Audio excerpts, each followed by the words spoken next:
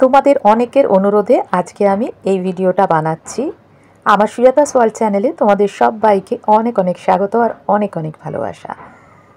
আগের দিন আমি কৃষ্ণকালী মায়ের মন্দিরে গিয়েছিলাম, আর সেখানে যে ভিডিওটা দিয়েছিলাম সেই ভিডিওটা দেখে অনেকেই আমার কাছে কৃষ্ণকালী মায়ের নতুন মন্দিরের ঠিকানা জানতে চেয়েছো। তোমরা অনেকে কমেন্টস করে জানিয়েছো আমার ভিডিওতে, অনেকে আমায় পার্সোনালি ফোন করেছো, পার্সোনাল হোয়াটসঅ্যাপে কমেন্টস করেছো, বিভিন্ন রকমভাবে অনেকে আমার কাছে জানতে চেয়েছো যে কৃষ্ণকালী মায়ের নতুন মন্দিরে কিভাবে যেতে হবে।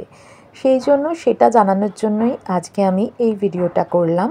আর এই ভিডিওটা আমি যখন গোলাপের রমানাথপুরের বাড়িতে গিয়েছিলাম সেইখানেরই কিছু অংশ তুলে ধরে আজকে এই ভিডিওটার মধ্যে দিয়েই আমি তোমাদেরকে জানাবো কৃষ্ণকালী মায়ের নতুন মন্দিরের ঠিকানা। কেননা আমি এইখান থেকেই গিয়েছিলাম, মানে কৃষ্ণকালী মায়ের মন্দিরে এই রমানাথপুর থেকেই গিয়েছিলাম। আমি কিন্তু আমার বাড়ি থেকে যাইনি, তখন ওই রমানাথপুরেই ছিলাম। আর আশা করব তোমরা ভিডিওটা কেউ স্কিপ করে দেখো না, তোমরা পুরো ভিডিওটা ঠিক করে দেখো, তাহলে এর মধ্যেই তোমরা জানতে পারবে কৃষ্ণকালী মায়ের নতুন মন্দিরের ঠিকানা। সত্যি অলৌকিক শক্তি রয়েছে মায়ের ওই ত্রিশূলে। ওই ত্রিশূল ছোঁয়ারে বড় থেকে বড় অনেক দুরারোগ্য রোগ ভালো হয়ে গেছে, মানুষের অনেক অনেক কঠিন কঠিন সমস্যার সমাধান হয়ে গেছে শুধুমাত্র ওই ত্রিশূল ছোঁয়ানোর মাধ্যমে। এছাড়াও কৃষ্ণকালী মাকে ঘরে বসে মন দিয়ে ডাকলেও কিন্তু মায়ের সাড়া পাওয়া যায়, মা সাড়া দেয়, মা কথা শোনে। এই প্রমাণ অনেকে পেয়েছে, যা তোমরা অনেকেই জানো, আমিও জানি। তাই মায়ের ওপর এত বিশ্বাস, এত ভরসা, এত ভক্তি রয়েছে।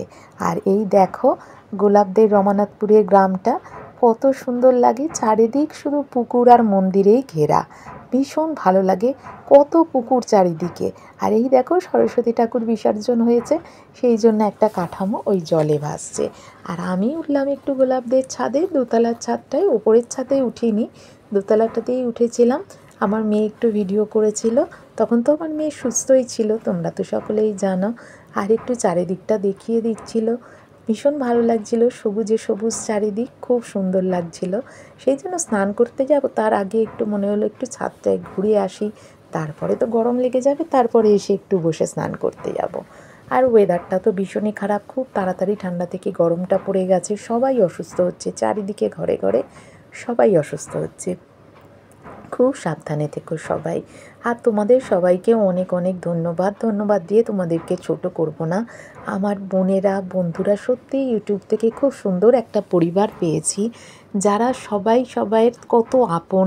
সে বোন বলো, বন্ধু বলো, দিদি বলো, ভাই বলো, দাদা বলো, নাতি বলো, নাতনি বলো, যা খুশি বলো, সবাইয়ের সাথে কিন্তু খুব সুন্দর একটা বন্ডিং আমাদের।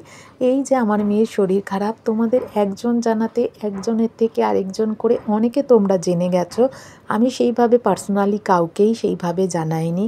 আমাদের গ্রুপে শুধু ভিডিও দেখার জন্য আমি একটু জানিয়েছিলাম, কিন্তু তার জন্য তোমরা সকলে কত প্রে করেছো আমার মেয়ে যেন তাড়াতাড়ি সুস্থ হয়ে যায়। তোমাদের সকলের ভালোবাসায় আমার মেয়ে সুস্থ হয়ে এখন আমার কাছে রয়েছে, তার জন্য তোমাদেরকে অনেক অনেক ভালোবাসা। আর তোমরা ভাবছো এই দিদি যে বললো কৃষ্ণকালী মায়ের নতুন ঠিকানাটা দেবে, সেটা না দিয়ে তো বকবক করেই যাচ্ছে, ঠিকানাটা আর কখন বলবে? হ্যাঁ হ্যাঁ বলবো, অবশ্যই বলবো। এখনও পর্যন্ত তোমরা যারা আমার ভিডিওটা ধৈর্য সহকারে দেখছো, তোমাদের সকলকে অনেক অনেক ভালোবাসা, অনেক অনেক ধন্যবাদ। আশা করছি তোমরা সবাই ছোট্ট করে একটা লাইক দিয়ে ভিডিওটা দেখছো, আর ভিডিও ভালো লাগলে ভিডিও রিলেটেড ছোট্ট করে কমেন্টস করে জানিও কেমন লাগলো আমার ভিডিও তোমাদের। আর যেসব নতুন বন্ধুরা আমার ভিডিও দেখো কিন্তু আমার চ্যানেলটা এখনও সাবস্ক্রাইব করোনি, যদি ভালো লাগে তাহলে আমার চ্যানেলটা সাবস্ক্রাইব করে আমার পাশে থেকে যেও প্লিজ। আর পাশে থাকা বেল আইকনটা টিপুস করে একটু অল করে দাও, তাহলে আমি যে কোনো নতুন ভিডিও শেয়ার করার সাথে সাথে তোমাদের কাছে তার নোটিফিকেশান চলে যাবে। চলো এবারে তোমাদের বলি কৃষ্ণকালী মায়ের মন্দিরে যাওয়ার ঠিকানা, কিভাবে যেতে হবে। তোমরা ট্রেনে করে বর্ধমান জংশনে নেবে, সেখান থেকে তোমরা টোটো, অটো, রিক্সা সব কিছু অ্যাভেলেবেল পেয়ে যাবে, সব কিছু। ধরো একটা টোটোতে উঠলে তোমরা, টোটোতে ভাড়া নেবে হয়তো 25 টাকা কি 30 টাকা, এর মধ্যেই নেবে, এর বেশি নেবে না, মাথা পিছু 25 কি 30 নেবে।